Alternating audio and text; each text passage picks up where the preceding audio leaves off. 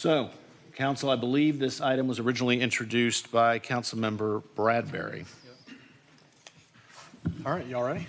I have a question first, point of order. So I'd like to ask this council and I guess staff.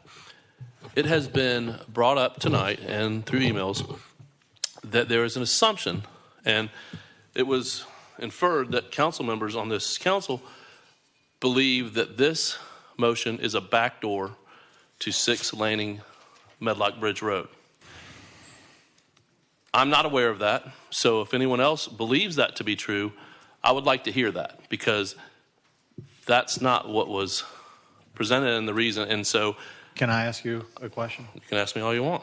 If you knew that to be the case, would that guarantee your support for the resolution? John, it's not the case as far as I'm concerned. And this council has said that we're not doing that. So I don't want any misinformation out there. Lenny, I do agree with you. Councilmember Sprosky, I do agree with you. But if I can show that that is the case, are you prepared to support the resolution? John, I'm going to do what I'm going to do. Okay. I asked a question. Okay. Because this is information that I think may be misinformation. Okay. And I think, look, I read every single one of those emails, the ones that I got. There were about 60 of them. Councilman, hold on, I'm not done. And I do care about these things. I listen. Know you do. And of those 60, about 40 mentioned the 3 lanes. Okay. So if anyone has information that is new to me, I would love to hear that. And I asked staff that question too. But the topic on hand is the resolution that does not say this is a backdoor for 6 lanes. So, but I think Councilmember Soprowski is asking really the crux of the issue, and 141 has been a very charged issue. We have seen, I think we've been in 3 different city halls since I've been involved, and I think the city halls have been packed with people from Medlock Bridge, St. Ives, from the community at large that are upset that despite your pleas and your letters and your public comments that you don't want this to happen, and you've had public officials tell you that it won't happen, but yet it still seems like no matter what, are you fatigued? Are you fatigued by this? Yes. I hate to say it. Councilman, please direct your comments to the council. Okay. I hate to say this, but as much as I love Johns Creek and as much as I love being your council member, I have been fatigued lately. I've been fatigued that it seems like we are constantly playing a game of defense and whack-a-mole, and we are trying to put out fires. And why can we not move forward as a community to do some of the things that other communities are doing that would truly add value to our quality of life? But instead, we're on the defense, and we're just trying to hold the line against things that we know are not in our best interest. And so if you will allow me, I'm going to try my best to unpack this whole issue of what exactly is the lane width issue really about. Is it about safety, or is it a backdoor about making 141 6 lanes? So if you will, I've been, you really want to party with me because I was up, I like to stay up late and read old emails and research things. So I'm going to walk through the actual request for design deviation for lane widths. This is the actual thing that the city had to put to GDOT in order to make this change happen. And there may be a couple extra copies. All right, so this right here is from Wolverton. They are an engineering company that we use, and they help us. We subcontract out to them. And this is dated May 3rd, 2019. The subject is request for design deviation for lane width.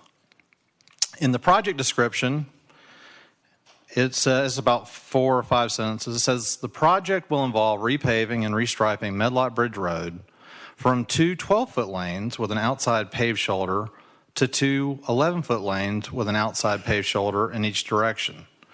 And then finally, the last sentence says, the reduction in lane width will be utilized as a traffic calming measure on SR 141 Medlock Bridge Road corridor.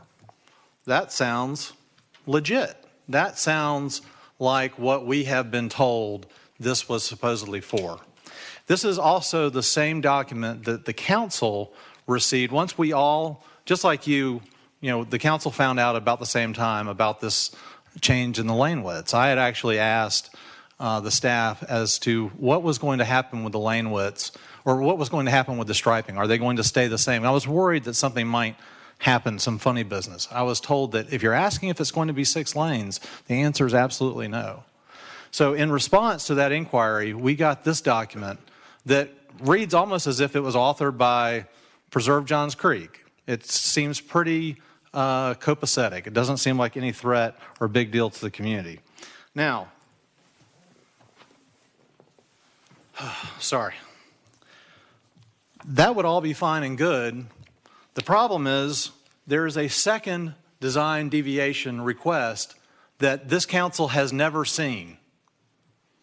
It was only after going through about 1,500 old emails that I find this. It looks just the same, and if you go through it page by page, it looks just the same. The date on this one, rather than it being May 3rd, is actually April 10th. The subject is the same, request for design deviation for lane width. In the project description, it's pretty much the same 5 sentences. However, the last sentence is different. It reads, the narrowed lanes would allow for development of a future travel lane in each direction with minimal impacts to property or utilities. This was by Johns Creek, our city, our staff. Despite the fact that your elected officials are trying to provide accountability and transparency, this was never shown to us. This one was shown to us. And I'm not, a lot of you know me, and I've enjoyed getting to know you. I'm a pretty level-headed, fairly composed guy. I don't like to be misled. I don't think you do either. I hope that no one on this council, I know, I'm sorry, I meant to hand this out. You can hand those down. Literally last night when I found this, I was trembling because we had suspected it, but we didn't really know for sure. We'd never had it in black and white. Tonight we've got it in black and white. I mean, let's just be open about it.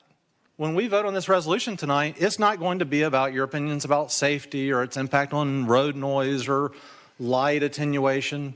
It's simply about, do you okay us just letting staff make this what I would consider a rogue, independent. I was just speechless when I saw this.